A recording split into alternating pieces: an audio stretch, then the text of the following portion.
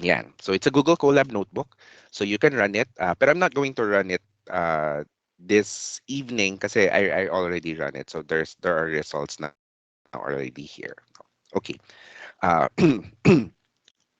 but anyway, so at least the last I ran it, all the cells are running or wala naman siyang error. So if there are errors, you can also reach out to me. Ako naman yung what do you call this, manage ng uh, what do you call this, our user group Facebook page. So if you send me a message there, most likely I will be able to read it. Medyo just give me some time to like respond, no? Kasi yun lang. Medyo busy lang sa work. Okay. Okay, so um okay, so this talk is basically based heavily siya doon sa data camp course na hypothesis testing in R, no? So um yun, pero iniba ko lang yung flow, no? Um yun. Okay. So and then ano ba yung history ng why this one, no? So a lot of people do not remember, no, the hypothesis testing anymore, no? So especially those people uh, who have gone through yung basic statistics class for several years already or several years ago. So yon. And then also more importantly, there are um syempre 'di ba when we are working, 'di ba, the assumptions of the hypothesis tests, minsan hindi na siya nag-hold, no? So yung question ay um paano kapag hindi nag-hold, ano na yung gagawin, ano na yung what can we do about it, no? So there are so these normally yung what is being taught in school or in college, no, or what we call parametric tests, no. So yun, no. So those parametric tests normally yung mga parameters, that's why they're called parametric tests. Yung mga parameters normally they have assumptions, no. Or parang assumptions or what do you call this? Um, may distributional assumptions. No? So may mga ganon. So and then yung parameters are the distributional, yung parameters are the parameters of the distribution assumptions. No? So yun. Uh, pero yun nga, 'di ba? What if hindi na siya, what if yung hindi tayo sure or or yung kunyari even if we check the results, no, after para mukhang hindi tumutugma or hindi niya nasa-satisfy yung distributional assumptions, what can we do, no? So that's where non-parametric tests would come in, no? So merong mga non-parametric tests, we'll go through it, some of it, no, para ma-review lang natin. So that's non-parametric tests, no? So pero of course dahil to be honest, 'di ba? Hindi kahit ako hindi ko siya naalala, no, yung all the non-parametric tests. So kunyari may parametric tests and then yung anong tawag dito, yung equivalent niya as non-parametric tests, no? Minsan hindi ko na siya naalala. So ngayon meron tayong mga simulation-based tests, no? So that's the main topic for this evening. Okay. So just a little bit of a review, no? So kunyari yung kunyari for the first example that we have, paano ba yung hypothesis testing workflow, no? So paano ba tayo nagsisimula? So normally, of course, we need to have data, no? So this cell over here will basically get data from from online, so from DataCamp, no? And then we're just going to install the package called Arrow para lang niya mabasa the RDS data type. So yon, no. Basically, this data type is yung Stack Overflow, no, users, no. So essentially, it's about um, people who use Stack Overflow. So ganito yung itsura niya, no. So there are respondents. So each line basically is excuse me, is unique, no, is one person. Tapos so yung respondent 36, it's just an index, no, kasi anonymized yung data. Uh and then yung age first code cut, essentially it's just excuse me. It's just saying na kailan ba siya nag-start mag-code? So is it this person nag-start pa siya ng code when he was an adult or when he was a child? And then converted comp is yung compensation. Yun. Yung job satisfaction is yung currently and how satisfied is this person with this job or not. Yung purple link is basically uh, kasi 'di ba when you go with Stack Overflow ganyan or when you search yung Stack Overflow, 'di ba, there are links there, 'di ba? So yung link ba na yon ay ano yung reaction nila during excuse me. Ano yung reaction nila uh, when they click on the link, no? So is it something na familiar to them or is it something na parang na-amused ba sila?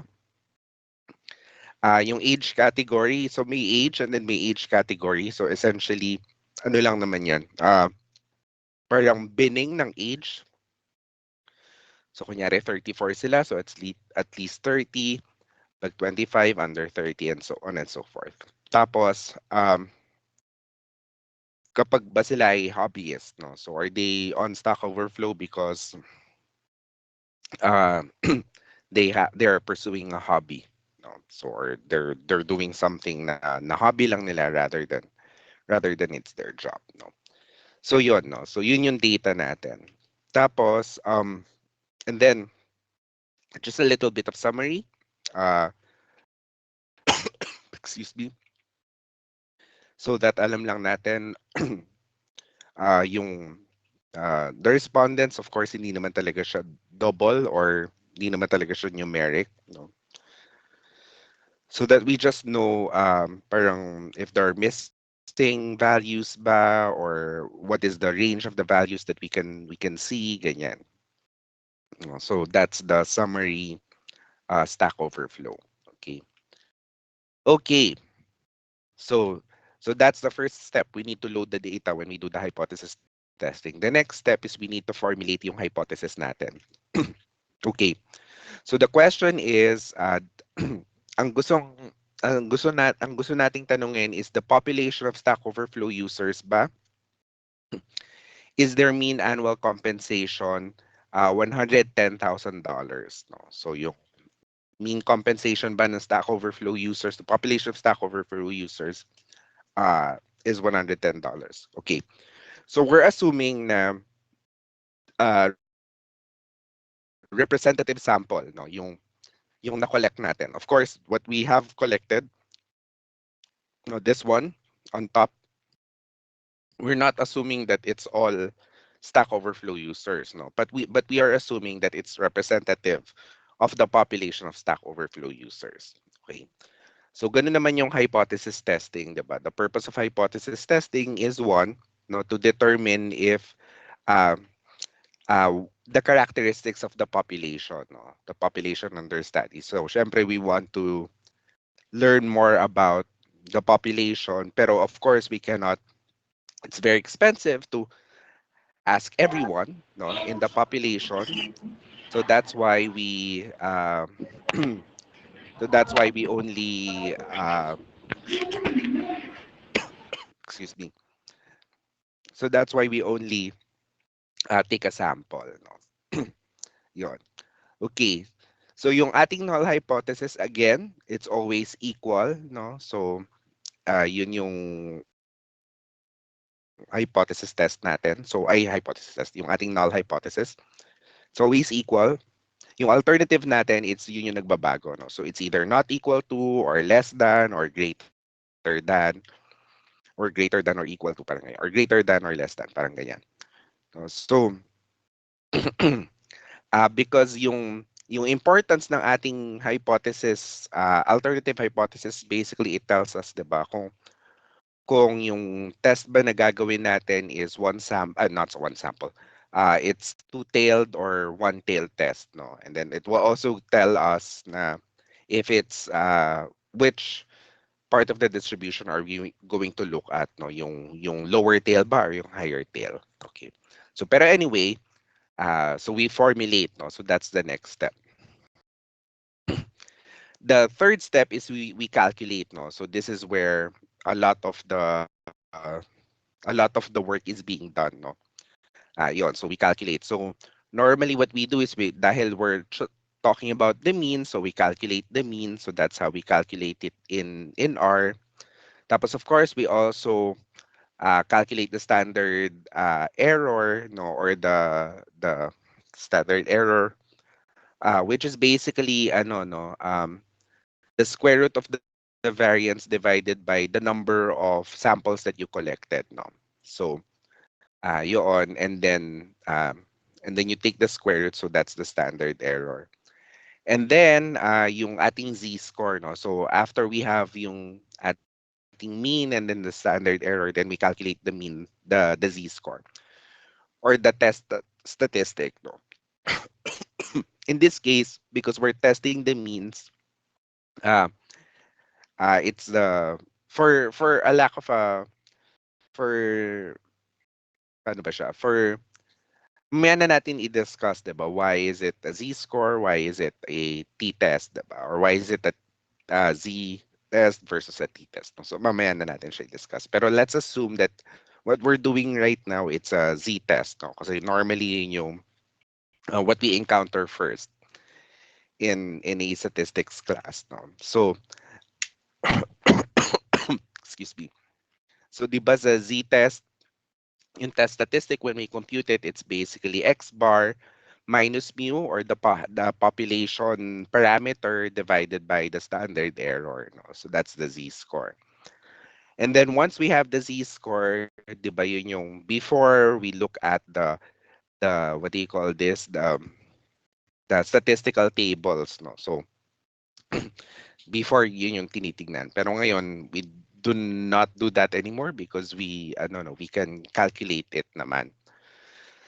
So we can do so the C score, so it's sa R it's P norm, no? So and then that's the Z score, and then the lower tail here is that are you performing a two tail, a one tail, or a right tail, ganyan, no? So uh, so yun, well, nandito naman sa taas, no? If it's kasi it's a lower tail, so you'll need to look at the lower tail if it's what do you call this? If it's the lower tail, so you say it's true. No, if it's not the lower tail, meaning the right tail or the upper tail, then you say it's false, no. Pero because this is a two-tail test, no, so then you multiply that by 2. No, so yun. And then these are just printing yung mga X bars natin or yung mga na-compute natin na statistic. So X bar natin is 119,974 and then some change. Yung standard error natin is 5,584 uh, dollars, or yeah, dollars. And then yung z-score natin is 1.71. Yung p-value natin is 0.08. And then minsan 'di ba pinagko-compute tayo ng confidence interval, so we can also compute yung confidence interval with the Q norm. So yun yung quantile norm na function.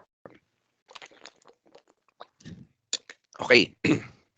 So normally, yung p-value naman, um, normally it's 0.05, but there's no specific reason why it's 0.05, except that John Tukey decided that it was 0.05. If it's less than 0.05, it's statistically significant. If it's greater than 0.05, then it's not statistically significant. Okay. So, yun. So pero why is it 0.05? Again, John Tukey decided that it's 0.05. No one knows why. Yun. So yun. But it can be, di man it can be any value, pero you have to decide, diba? Pero you have to decide your alpha, or which is your confidence level, no, beforehand, before you perform yung statistical test, no. So if it's 0.05, that's fine. If it's 0.1, that's fine as well. Ganun, no. Pero hindi siya pwedeng you decide once you see the p-value. So yon. So assuming that our alpha is 0.05, then we fail to reject the null hypothesis. So we say that there is no evidence. So there is no evidence that the mean annual compensation of data scientists is not 110,000. So essentially, we fail to reject this, no? So it is 110,000 because it's not significantly different from yung 119,000.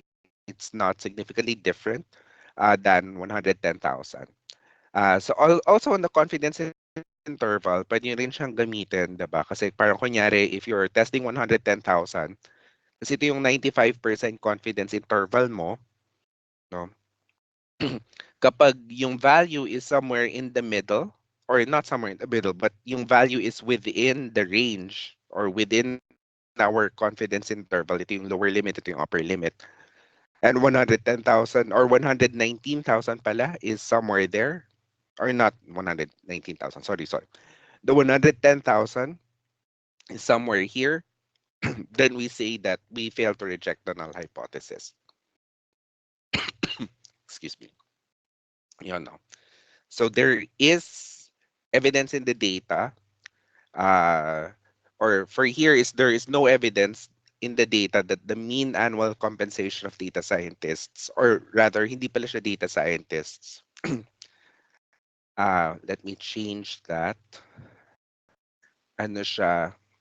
Mean annual compensation of Stack Overflow users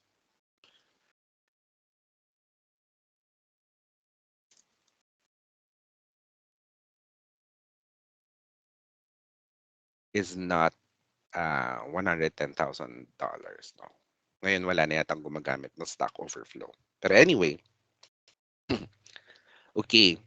So, so that's how we normally do a hypothesis testing. No? So we load the data. Next is we formulate our hypothesis. Then we calculate the sample estimate, the standard error, the test statistic, the p-value, and then optional na lang yung confidence intervals. Um, and then we do the conclusion. No? So the conclusion is whether we reject or fail to reject the null hypothesis. No? Yun.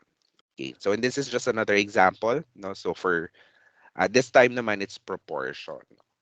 Uh, okay. So this one is an example. It's an example, or it's an interesting what do you call this? An interesting question. So kasi sabi dito that the previous research suggests that 35% of software developers started programming as children. Does the sample provide evidence that the Stack Overflow users have a greater proportion starting as children? Ay, hindi pala to interesting. Sorry. Pero anyway, so yon. So it's a proportion test. No, so we again, so because it's a proportion test, then we calculate the z-score, and then again the p-value, and then this one. No? Okay. May mga exercise to because it was a workshop that I did it for. Pero anyway, you can I'll give you the workshop, no, rather than the workbook kasi merong workbook equivalent ito. Uh, so there are exercises, no. But anyway, the FST, no, the FST library, it's just another library para to load the data, no. So yon. Okay, so that's how we do the hypothesis testing, no. Okay. Okay, so mag-review, hindi mo so yun yung hypothesis testing. So at least that's the workflow. Now, there are several hypothesis tests, no, na of course the more interesting ones are yung uh, Kunyari ito, t-test for means of two samples, no? Because essentially the whole idea of statistics is yung na-observe mo ba dun sa data na na-collect mo, excuse me, yung difference ba na nakikita mo, is that because of is that systematic or is it just because of chance? No? So yun. Um, why does that, or well, kunyari, in our case, no, so because I'm working for a private organization, no, important siya kasi um yung actions mo is based dun sa kung yung nakita mo bang difference or yung na-observe mo ba na difference is that systematic. Kasi kung random lang siya or it's because of just it's just because of chance. It's random, 'di ba? Whatever you do to it or whatever you do, you will not be able to influence that result, no? So, kaya mahalaga na we determine if something is because if kunyari like a KPI, 'di ba? Kunyari yung KPI ng yung last month versus hindi naman last month. Last year in the same month kunyari versus this month, no?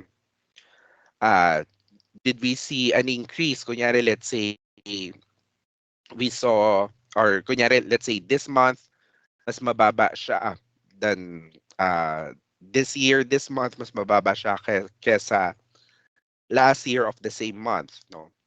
So the question there is that yung nakikita ba nating difference ng yung pagbababa ng sales kunyari, is it because uh, kumbaga random siya, meaning it's just a natural variation of the sales, or is it something na um, we could have done better, no? So yun. So that's why hypothesis testing is very important, no? Also important din yan kapag kunyari let's say you introduced um for us kunyari if we introduced a new product ganyan, did the new product uh, uh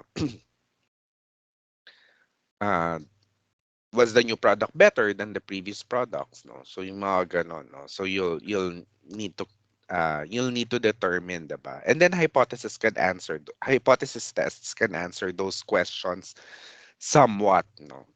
Hindi naman everything, pero it can answer, at least that's where we begin. Okay.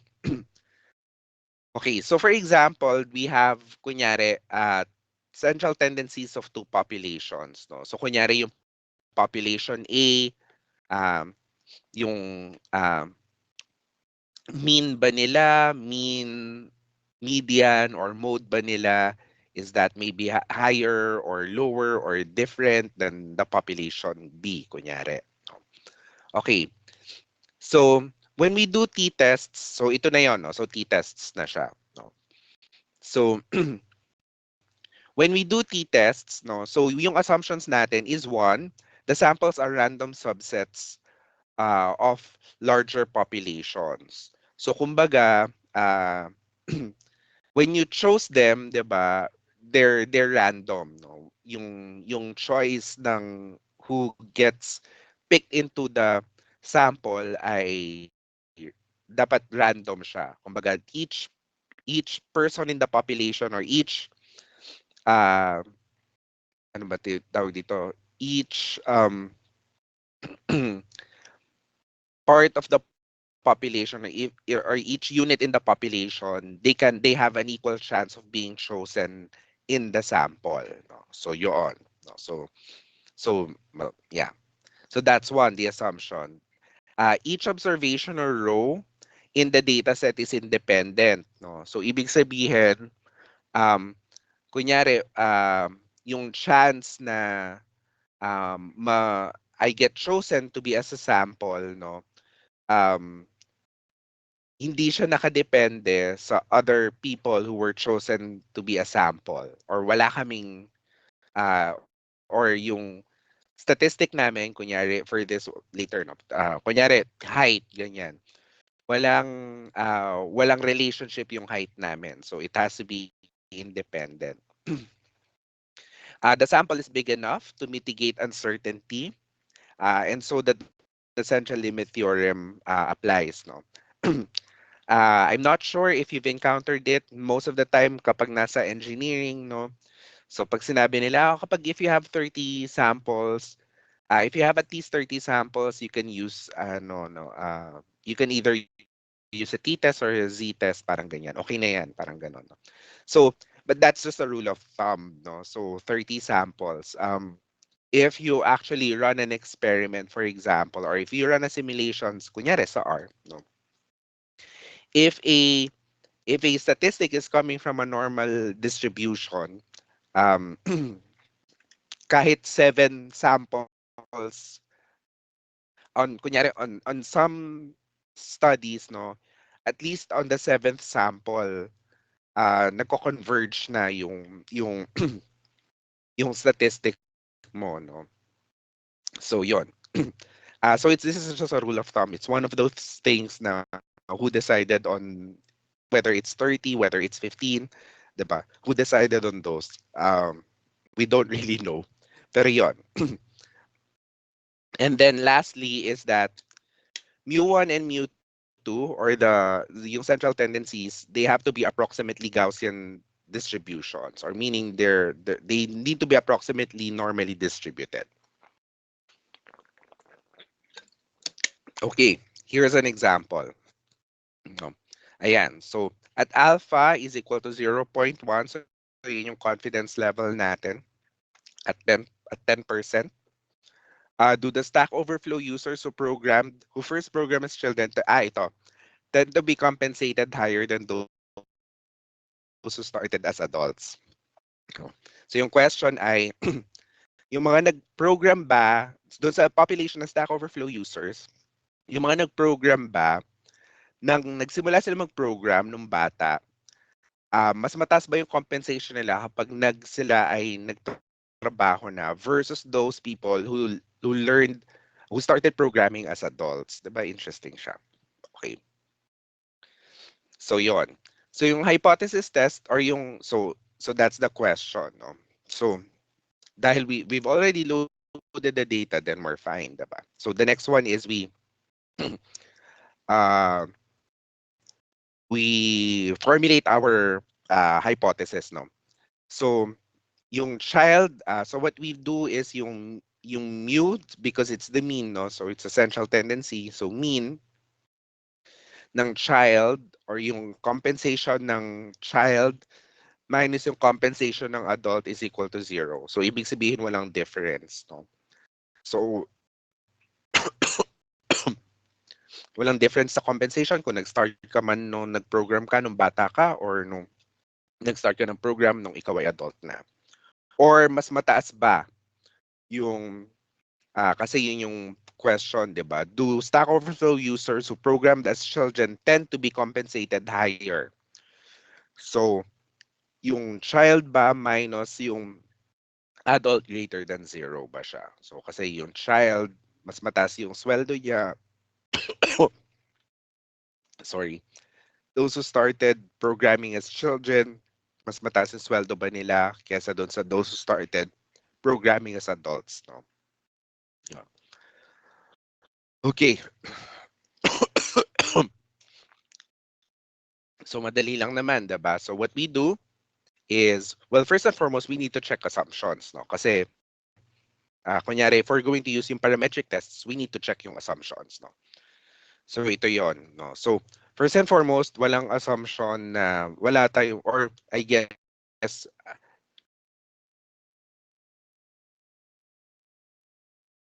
meron namang checks ng, what do you call this, ng,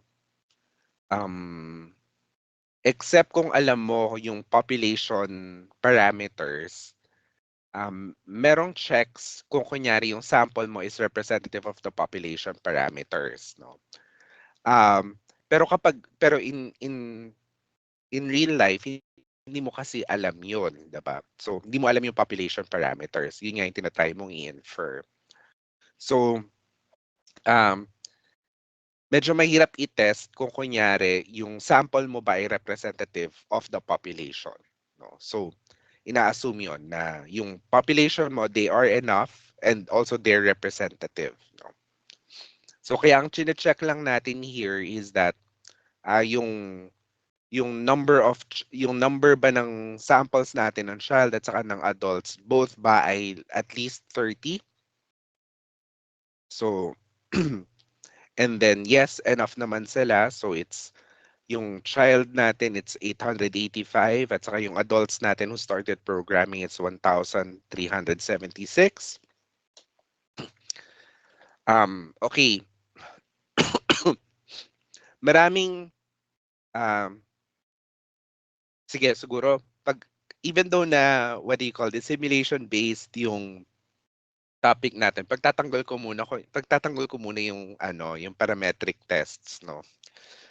A lot of people, even the practitioners themselves, no. Kapag nakita nila yung ganitong distribution, sasabihin nila na ay hindi mo pwedeng gamitin yung kunyari yung t-test ganyan. Kasi hindi normally distributed yung yung hindi mukha naman siyang hindi normally distributed, diba? So kung makikita mo mukhang skewed to the right yung both distributions, no? So meron siyang long tail.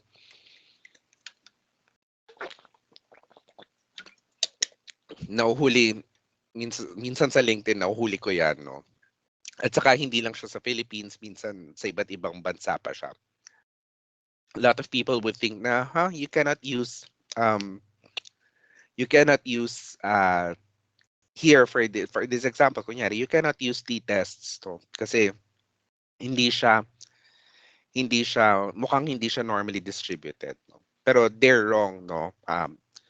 Because hindi naman yun ang sinasabi ng central limit theorem or ng central limit ng central limit theorem is that um yung yung sample means, okay, so ang tinetest kasi natin dito is hindi naman yung distribution. What we're trying to test here excuse me, what we're trying to test here is the sample means, no. So yung the central limit theorem, no, guarantees that the sample mean, if you have like a lot of samples, that the sample mean will eventually converge to the population mean, no. And because population means are yung population means ay yung distribution ng averages ay or ng means ay actually normally distributed or Gaussian distributed, no. So yon. Okay. So, kaya here, pwede natin siyang gamitin. Okay, so ito yon, discussion, diba? For large enough n, the distribution of xn, so that's the sample statistics, gets arbitrarily close to the normal distribution when mu and variance with mean mu and variance sigma squared over n. No? Yon. So, excuse me. So very robust. In reality, very robust talaga yung tests for two means. No, very robust siya. If you're testing for the means. No? So syempre, if you're testing for others, no, so yun lang yung usapan. If you're testing for the means, most often than not, you can use yung what do you call this? Yung t-tests or even the z-tests, no. Um, they're quite robust kasi means lang naman yung tinetest natin or yung central tendency lang naman yung tinetest natin. Okay. Anyway, so yun, diba? So you do the tests, ganyan, so daming calculations. And then, then we do the, because this is one-sided t-test, no? So, because it's a one-sided t-test, so this is how we calculate for the t-distribution, no, the p-value. The p-value is 0.03. And then yung alpha natin, we decided at the beginning it would be 0.05. 1. No? So because our alpha is 0.03, then we reject the null hypothesis. No? So ano yung ibig sabihin nun? Ah, ang ibig sabihin nun that there is evidence that, sorry, hindi siya data scientist again. There is evidence that stack over Stack Overflow users who started coding as children earned more than those who started coding as adults. So uh, yun yung um, conclusion. Okay. So this one, no, we're calculating it manually. Pero sa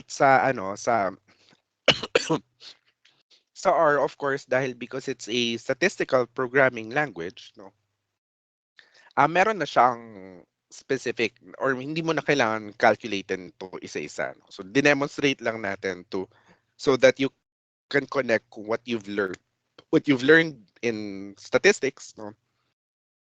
At saka with the codes. Pero in R, you can use the function t.test, no? And then ang gagawin mo lang is isasabihin mo lang sa kanya kung ano yung x, ano yung y, or ano yung uh ano yung x or ano yung y, and then yung alternative is greater than and then the mu. No? Okay. And then it will supposed to give you the same, okay. So, and then it will give you, it's the Welsh two sample t-test, no? Okay. So, ito yung lalabas dyan, no? 0.0, ay hindi man 0.03. Yung p-value is 0.03082, no? Very, very close naman na siya to the p-value that we calculated before, no? Pero I guess may, and then, wait. The p-value that we have is 0.0381, no? So, sorry. 0.0381. So, very close naman siya, pero may difference.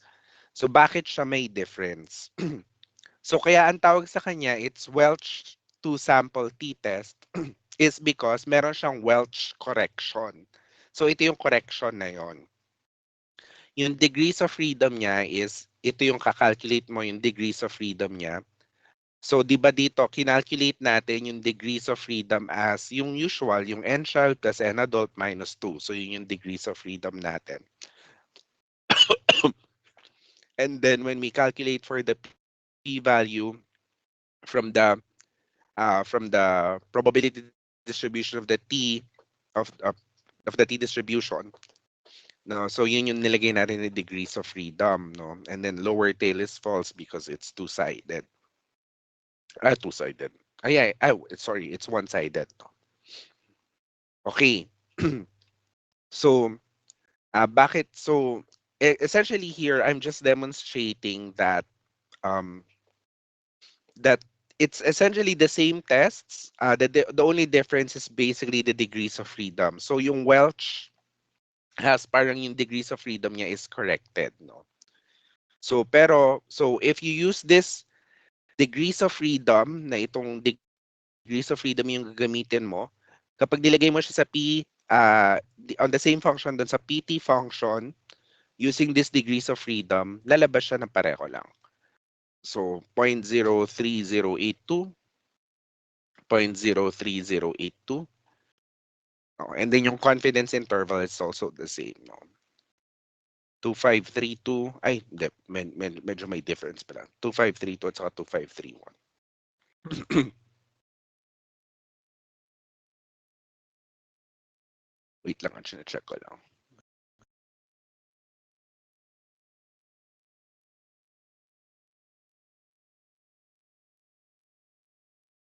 Ay, hindi, sorry. Pareho lang pala siya with this one. No? So here I'm just demonstrating that yung difference lang is basically stemming from the degrees of freedom. No? So, but if you use the degrees of freedom ni Welch, yung calculation na yon, it will, this Welch to sample to sample t-test is the same as this t-test. Okay. So yon. And then ito na yung mas interesting na part, no? Yung why we are all here. It's a simulation-based test for two samples of for means of two samples using the infer package.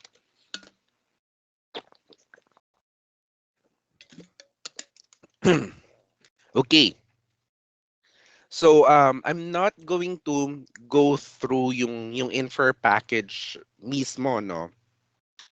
Para more applications na siya. Pero you can use this link at saka this link also to learn more about the infer package.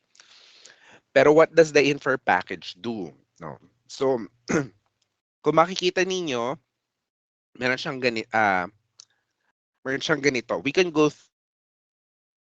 We'll go through the flow, no. So this one is basically yung flow, no. Kung paano siya natin gagamitin yung infer package. Okay. So first is we start with the data. Oh, so that's the Stack Overflow. And then we pass it to the specify function. No? On the specify function, dahil, so ito formula siya sa R, diba? So this is the formula for R, or formula for R, formula in R. So here what we're saying is that ito yung test statistic natin, converted comp, no? Tapos, uh, and then, di ba dahil meron tayong parang, I guess, categorical variable, di ba? Kasi hiniwalay natin siya na yung kung kailan sila nag-first mag-code. So, yun yung age first code cut. So, yun yung in-specify natin. And then we hypothesize, no? So, yung null natin is independence. Okay, so merong mga notes dito na nilagay ko.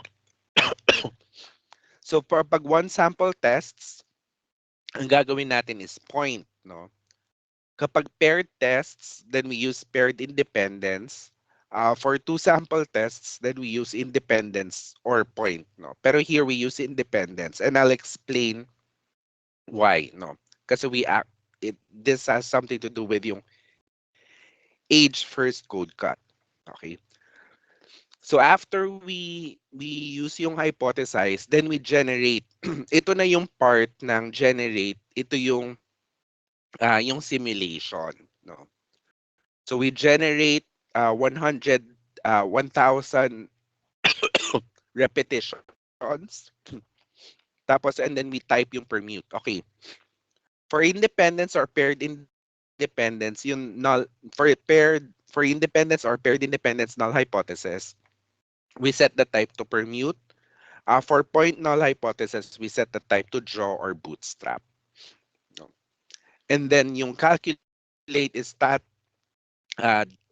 diff in means, and then yung order is yung child and adult.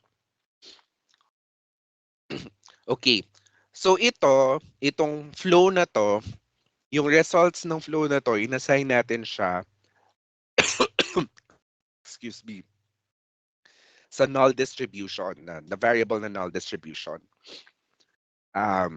Sige. What does this do? No, what does this do? So, di ba sinabi natin na dito nag-generate siya nagsisimulate siya. Okay, what does that do? So, wait lang ha. Okay, so dito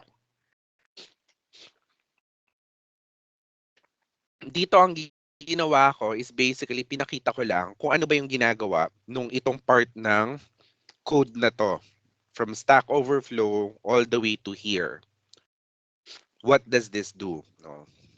So itong cell na to, ito yung pinapakita yon. No? So, so what does that do? No? So ang ginagawa niya is basically, di ba meron tayong sample ng Stack Overflow? So ang ginagawa nito is basically, di ba? So meron tayong converted comp, meron tayong age first code cut, no? So meron yung mga values. or meron tayong samples, no? I think yung samples natin is 2,261 rows, no?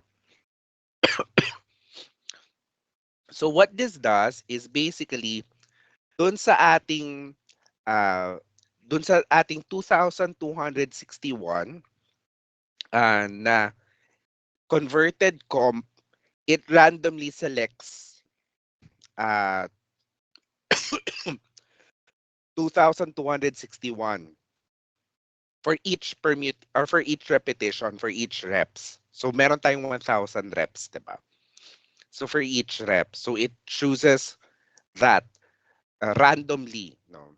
Basta, so meron siyang, so permute, so meron siyang with ano to, with replacement, no? So pwede possible na kunyari 125,000, 'di ba? It can be several times niyang i-choose yan. Depende kung ano yung kung ma-choose siya as randomly. So with ano to, with replacement. Ganun din yung ginagawa niya sa age first code cut, no? So randomly rin siya nagse-select doon, no? So sa sample natin ng 1,000 values. Tapos pini-pair up niya 'yon, 'di ba? So pini-pair up niya. So gagawa siya ng 2,261, so that's one repetition. Next repetition, ganun ulit yung gagawin niya. So that's a second repetition all the way to 1,000 values or 1,000 repetitions. Kaya makikita nyo dito, it's 2,261, 2 million pala rather, 2,261 rows ng sample yung ginawa niya. Okay. So yun yung ginagawa nito, no? So pero yung question baka nagtataka kayo. Pero yung ginagawa kasi natin, 'di ba? Chine-check natin kung meron bang relationship yung nag-code ka ng bata ka, nag-start ka mag-code nung bata, mas mataas ba yung compensation nila versus doon sa nag-code ng nung adults na sila, no? Nasaan yun dito? So kaya ang ginagawa natin is so kaya ito ginagawa natin, inassign natin siya sa null distribution. Because what we're doing here, yung code na yon is we're generating ano ba yung itsura ng null distribution natin.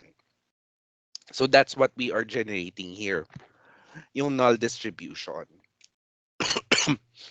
Now, okay. So nakapag-generate na tayo based dun sa sample na na-collect natin, nakapag-generate na tayo ng null distribution, 'di ba? So yung question is, okay, so ano na yung gagawin? So after natin gawin yon, ko-compute na natin yung observe stat. So same pa rin naman yung process, Stack Overflow, specify, hypothesize, and then instead of generating, hindi na tayo mag-generate, diba? Magka-calculate na tayo. Difference in two means. No? Okay. And then, we assign the observed statistic dito sa dito sa observed stat. Tapos, and then we get the p-value. So, the difference between the null distribution and the observed statistic and then the direction is greater than kasi we're looking at greater than. Tapos, kaya yung order dito mahalaga kasi 'di ba sino ba yung mas malaki?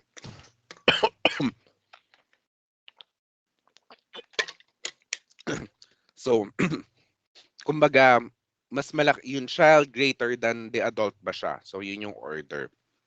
And then that's the direction. Okay. And then here, what we do is yun. So we calculate the p-value. You can also get the confidence interval. So null distribution, get confidence interval. Yung level natin is 0.8 kasi yung ating alpha is 0.1, diba? So So 0.1,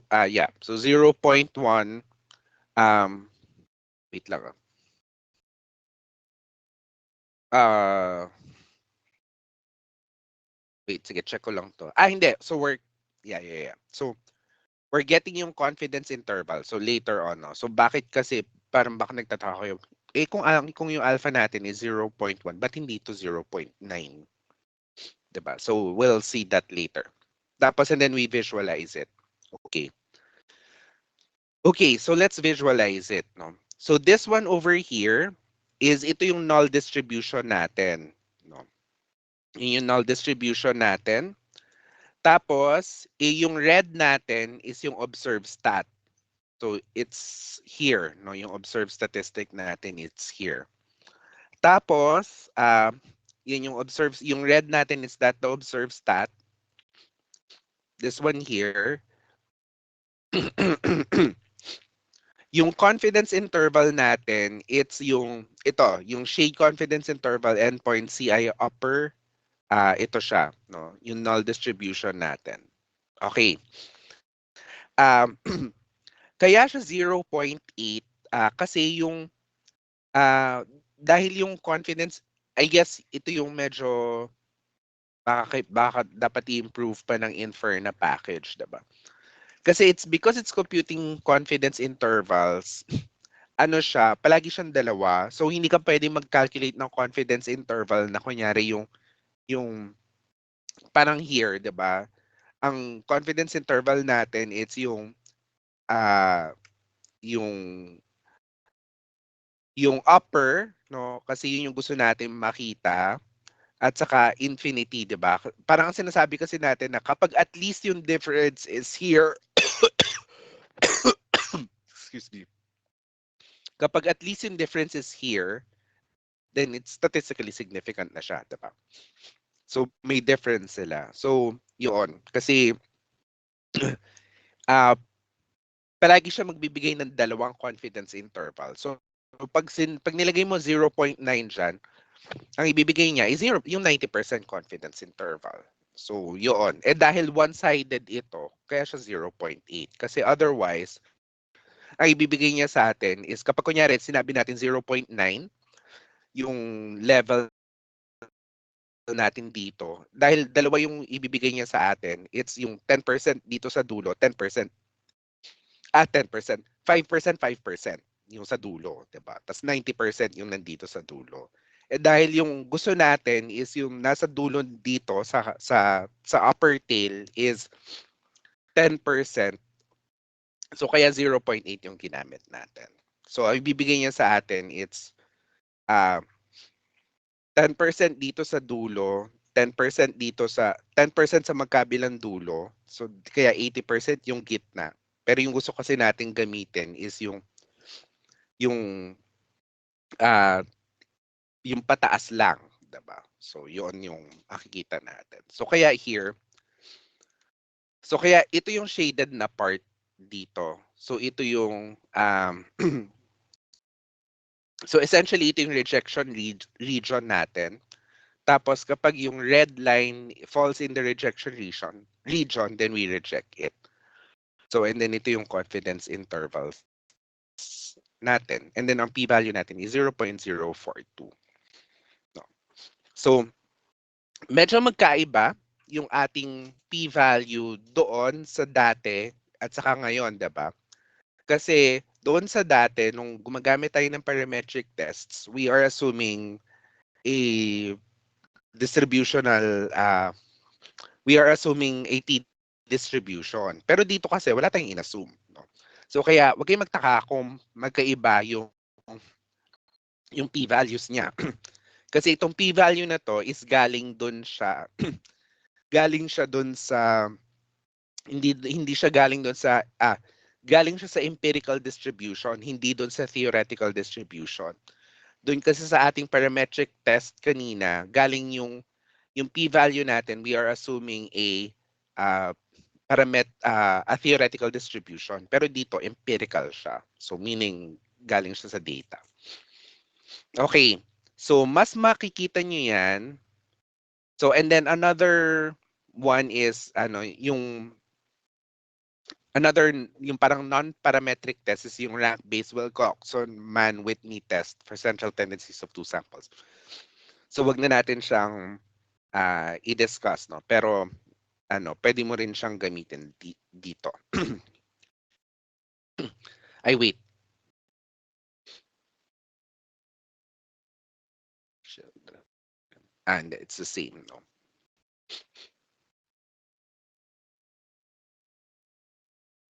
Okay. Meron akong isang example dito mas ma-appreciate nyo. Or mas ma-appreciate. Wait lang. Ito yata siya.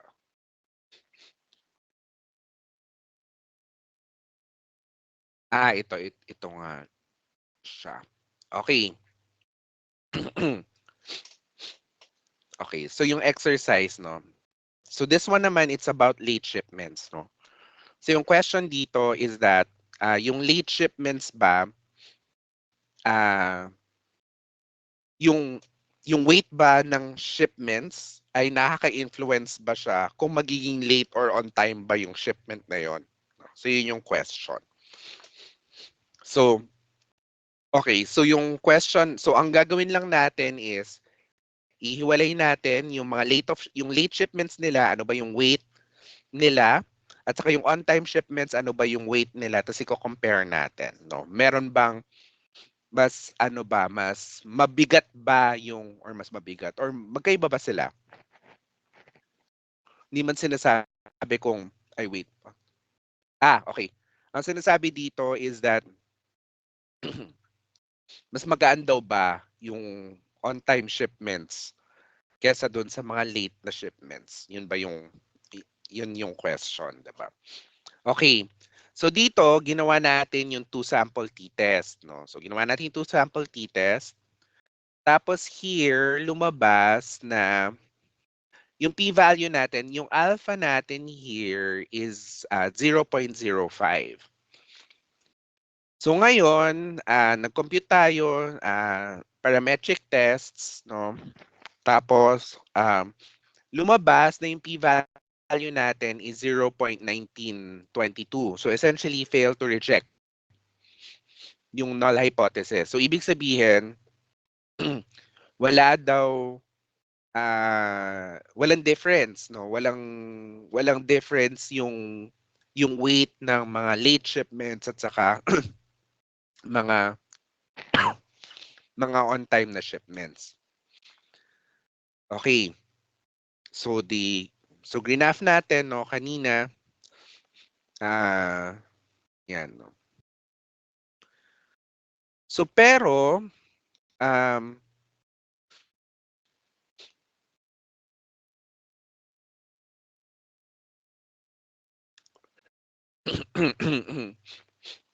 pero kapag ni-run natin yung simulation-based sample natin, or hindi man simulation-based, no? Actually, yung simulation-based, same pa rin. Same pa rin yung results. Pero kapag tinignan natin yung ating empirical distribution, di ba kasi inassume natin na yung distribution ay ng means ay dapat, di ba yung sa assumption natin na dapat yung distribution ng means natin ay um, normally distributed siya, no?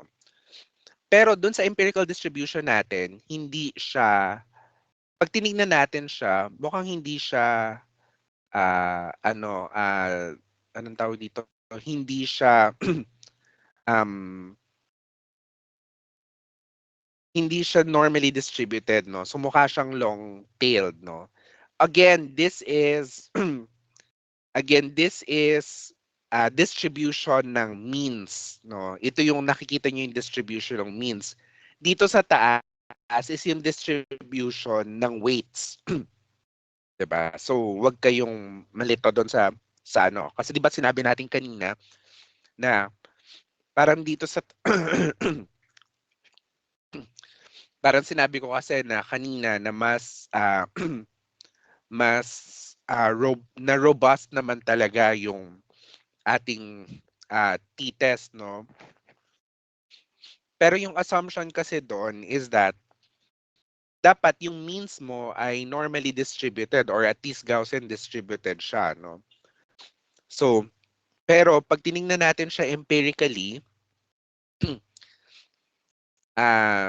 hindi yung means natin ay hindi siya Gaussian distributed.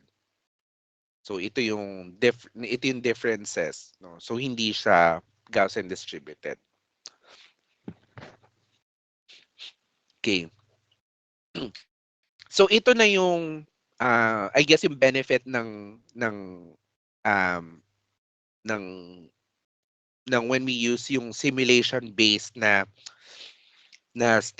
ano na um hypothesis testing, 'di ba? Kasi nakikita natin kung ano yung empirical distribution niya, no? So kunyari dito, okay, hindi pala siya hindi pala siya Gaussian distributed or mukha siyang hindi T-distributed or mukha siyang hindi Gaussian distributed. Ano na yung gagawin natin, no? Here, pero kung makikita nyo, wait, bakit yung simulation based simulation based pareho rin siya ng conclusion. Kasi ang tinest natin ay means. So, ang tinest natin ay means, so kaya pareho pa rin siya ng conclusion with the parametric test kasi both are means. Pero here we notice na hindi pala siya normally distributed. So we cannot use yung uh, test for means. And so we should use yung ating medians. No? So here what we do is ganun ulit. Ang ginawa natin, yung late shipment, so we first generate yung null distribution by doing this code, no? Yung null distribution. Yung ating data set, lalagay natin siya sa specify. Tapos yung ating yung ating um, what do you call this? Yung ating metric of interest, yung weighting kilograms, and then whether late sila or not late sila. Independence, and then we generate 1,000 by permuting, and then we calculate the stat. This time, yung stat natin is difference in medians na siya rather than in means. Tapos we also calculate the observed statistic. Ang difference lang ay tinanggal lang natin tong generate. So sinasabi lang natin na huwag siya mag-generate. Yun. And then we calculate the p-value, we calculate the confidence intervals, and then we graph both the confidence intervals and then the observed stat at saka, and then also the the null distribution. And then we look, diba? So ito na siya. So this is the distribution of the medians. So the distribution of the medians,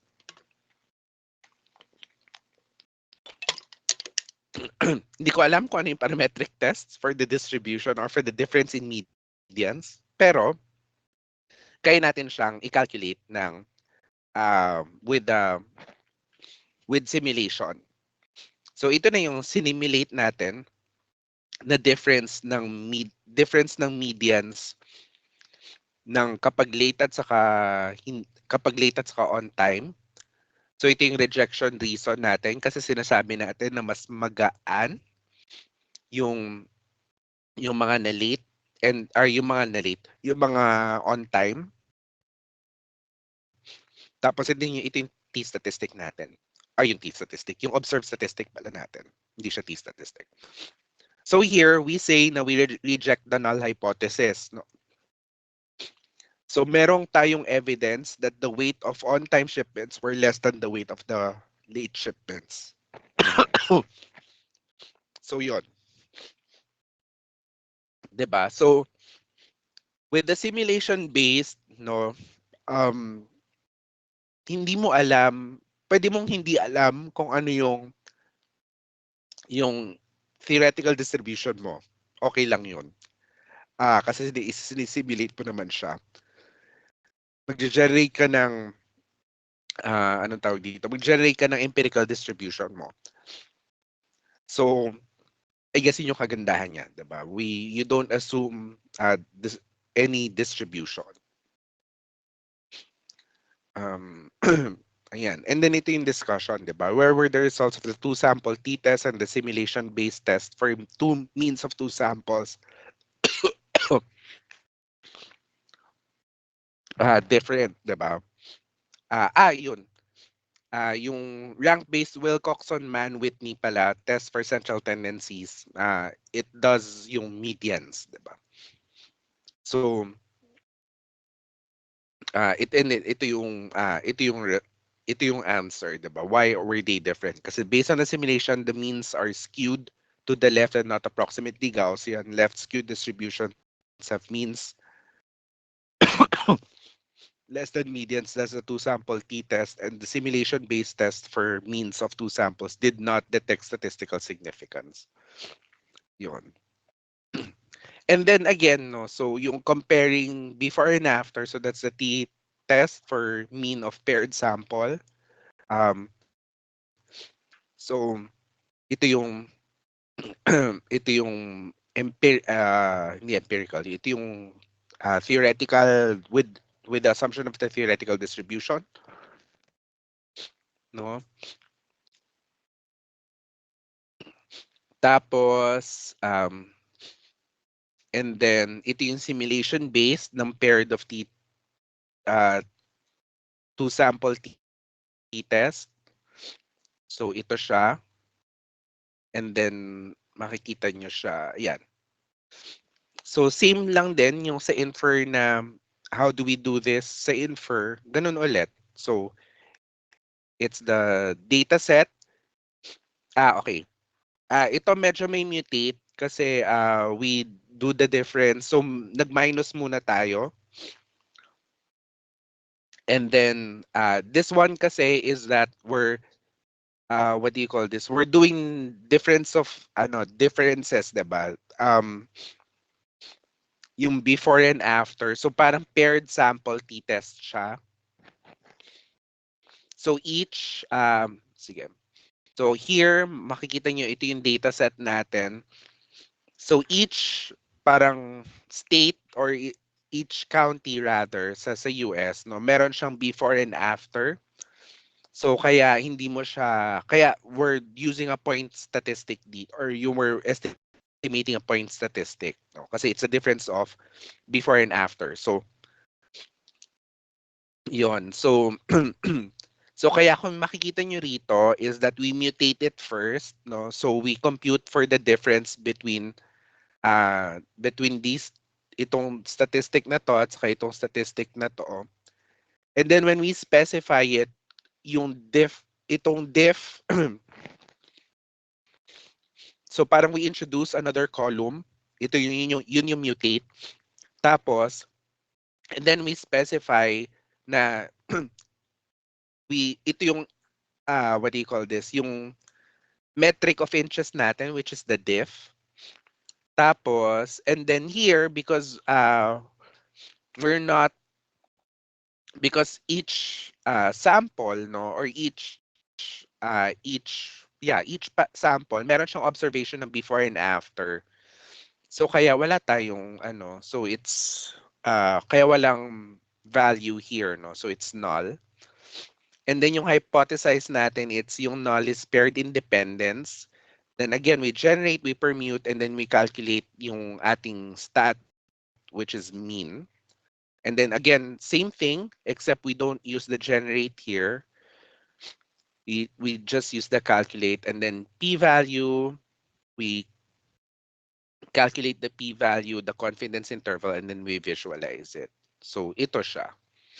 So ito yung differences of ng before and after, which is difference of not two means, paired means.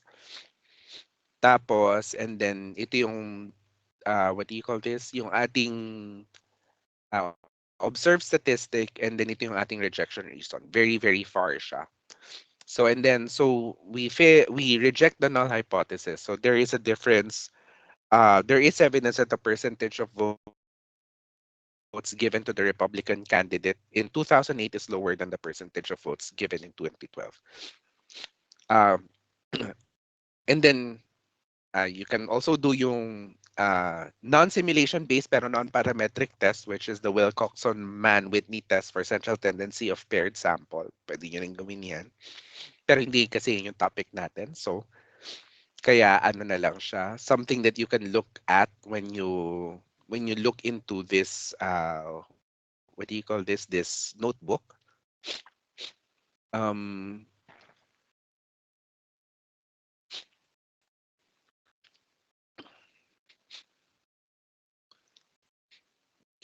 okay. You can also, okay. So what if we are trying to compute for population of two means, no? Or more than, sorry, means of more than two populations. So we do the ANOVA test, no?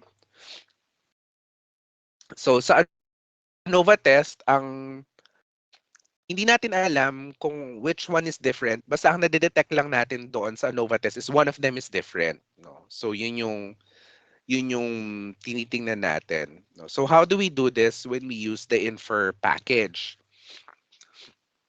So for the infer package, wait.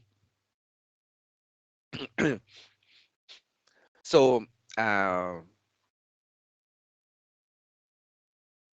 okay. So ito muna siguro, no? So what we can do is we can look muna siguro in graphically, no?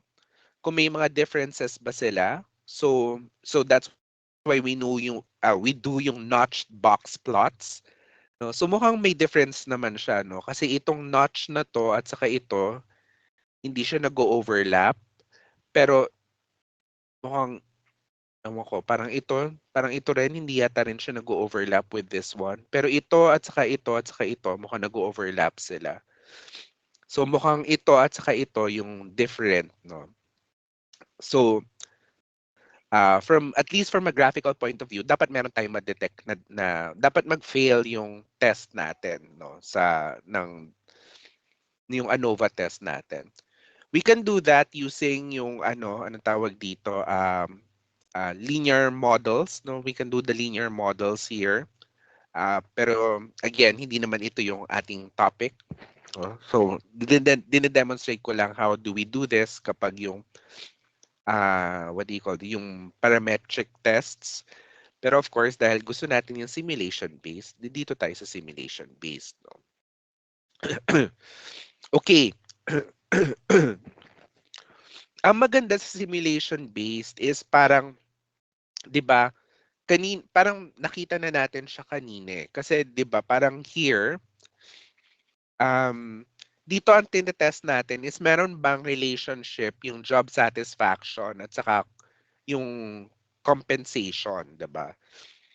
Yun yung tinetest natin, tinetest natin dito. Pero I guess yung difference natin kasi kanina is that dalawa lang yung yung 'di ba yung age cut off kanina, it's that adult at saka child lang. Pero for job satisfaction dito, lima sila. Pero here it's the same code, 'di ba? So Stack Overflow, and then we specify yung hypothesize natin, again, it's independence. And then mag-generate tayo ng 1,000. And then yung kinakalculate natin na F statistic dito, it's because we are testing yung ANOVA, it's the F. No? So it's the F stat. Diba? Pero essentially, from here to here, except for this part here, diba? Halos pareho lang siya nung nag-test tayo ng two sample ng difference ng two samples of two groups, no? So ganun lang siya. So here what we're doing is that, so 'di ba, what does this look like, 'di ba? So parang what does this what does this look like, 'di ba? So tingnan natin siya. And then it's because so may clue na, 'di ba? Parang kasi it's mukha siyang F distribution, 'di ba? So 'yun. Pero anyway, what does the empirical distribution look like? So yung observe stat natin, ganun pa rin. No? So we specify and then we calculate and then yun. So this is what it looks like. Diba? So mukha pa rin siyang ah, so mukha siyang mukha siyang F distribution. So you can see ito yung empirical distribution natin and then ito yung theoretical F distribution natin. So yung line, yun. Tapos and then again, no, just like before, grinaph lang natin yung rejection region and then kapag yung red line is between the between inside siya of the rejection region, then we reject the null hypothesis.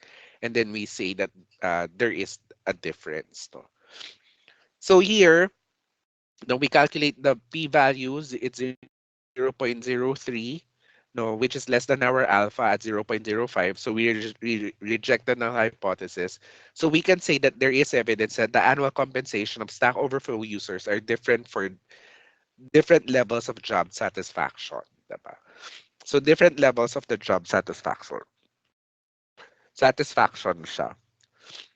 So alam lang natin na may difference, 'di ba? Pero hindi natin alam kung sino yung kung ano yung may difference lang sila pero hindi natin alam which ones of them made the difference, no? Kumbaga hindi natin alam kung sino uh, yung significantly different from all the others, no?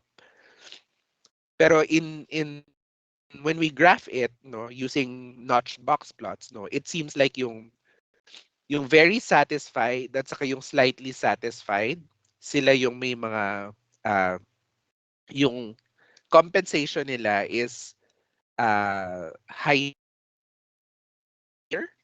than those who are neither satisfied or slightly dissatisfied or very dissatisfied. No, kasi may mga overlaps. Eh. And then pwede rin natin siya makita dito sa here dito yeah. So dito pwede natin siya makita, no. So yung for those who are very satisfied yung confidence interval ng kanilang sweldo ay between 86,000 to 168,000. Yung slightly dissatisfied, 68,000 to 124,000. So may overlap. Yung those who are not neither satisfied, yung range ng sweldo nila ay 73, almost 74,000 at saka 147,000. So may overlap silang tatlo. Yung slightly satisfied, 76,000 to 115,000. Ay, meron din pala silang overlap. Okay. So yung mga very satisfied, yun yung walang 100, 129. Meron siyang overlap pala dito sa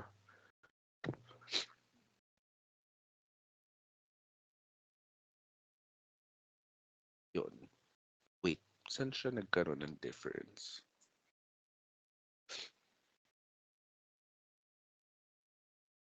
So ito, may overlap, may overlap.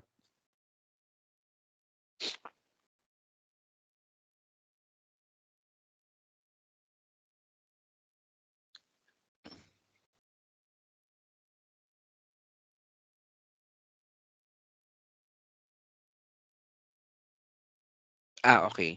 So ang walang overlap is this one, slightly dissatisfied at saka kay very satisfied. So yun. So all the rest may overlap sila. Ang walang overlap lang between each other ay yung sa slightly dissatisfied at saka si very satisfied. Yun. So in here we can see it dito. Dito sa ating what do you call this? Sa ating table here. No? So yung ayan, so si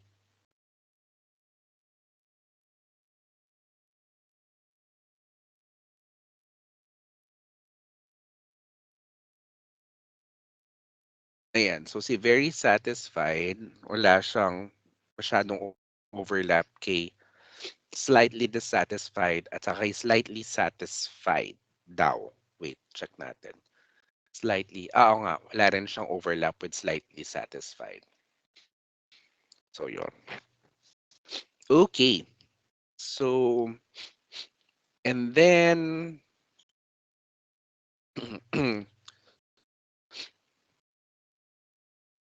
ito mga examples lang siya. And then we can also do proportion tests, no? So how do we do a simulation-based proportion test? So ganun ulit. Ganun lang siya. So Stack Overflow. So this time, what we want to check is determine if half the Stack Overflow users are under 30 years old at alpha is equal to 0.05. So yung proportion daw ba ng Stack Overflow users ay under 30 years old? So half of them pala. So if half of the are under 30 years old, so 0.05. So ganun ulit, if we do the, so it's a test for a proportion of one sample. So Stack Overflow, we specify yung age category. And then here, we specify yung success. So ano yung success natin? So it's under 30.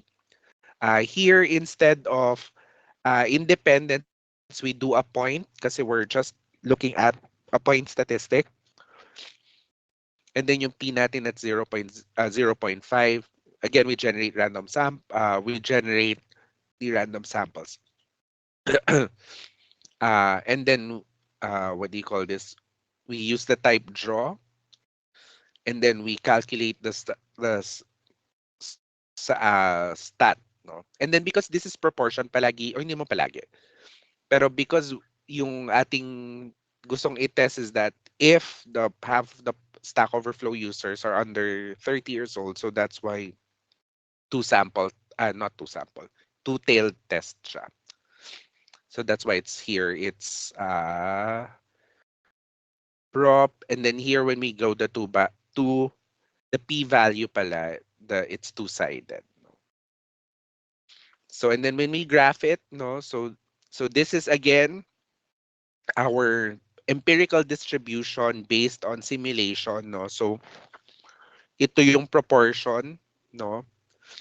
So and then this is the two sample, and then ito yung ating empirical distribution of the null hypothesis, no.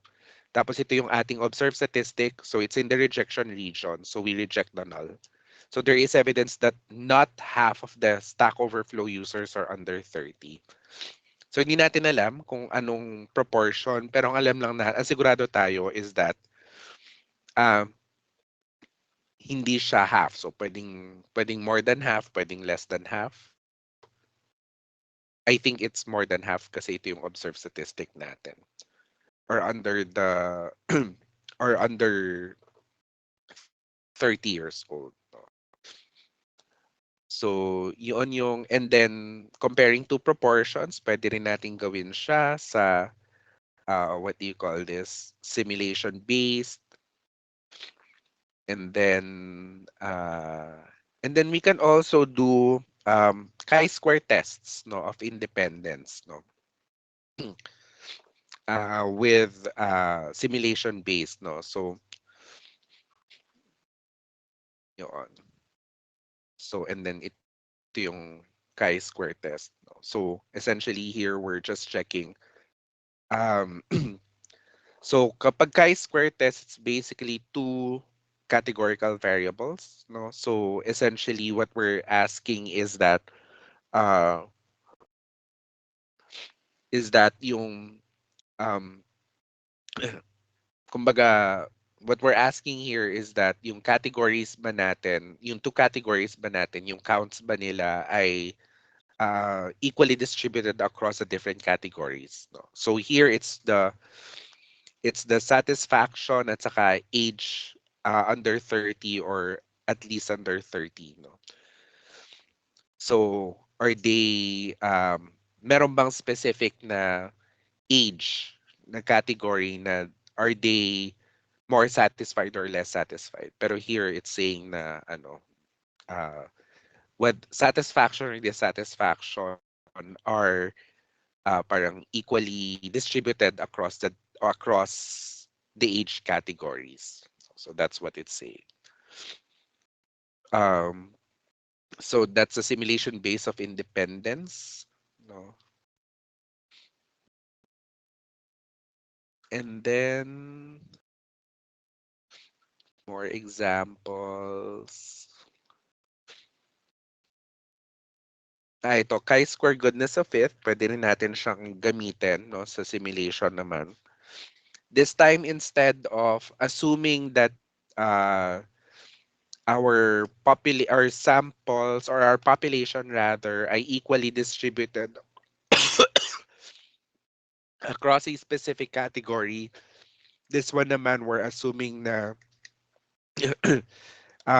there are specific categories that are parang they have different distributions and then we're checking.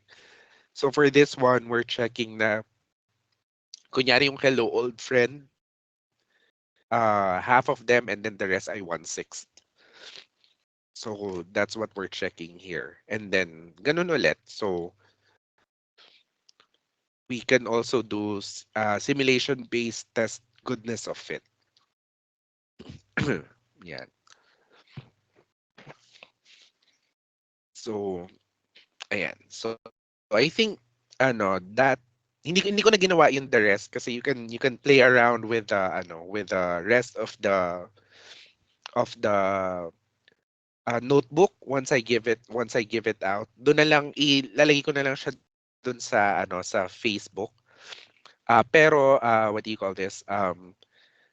You can explore more about the infer package. It's very what do you call this? I guess it's very interesting, diba? Kasi it's simulation-based hypothesis testing was not taught to us in our basic statistics class, no? Pero it's an interesting concept, diba? It's an interesting concept. Also, mm, easier to understand for people, diba? Kasi we're generating, I guess medyo challenge lang, diba?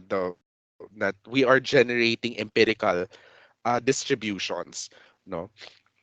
Pero I guess that's where the strength of it is, diba? You're not assuming any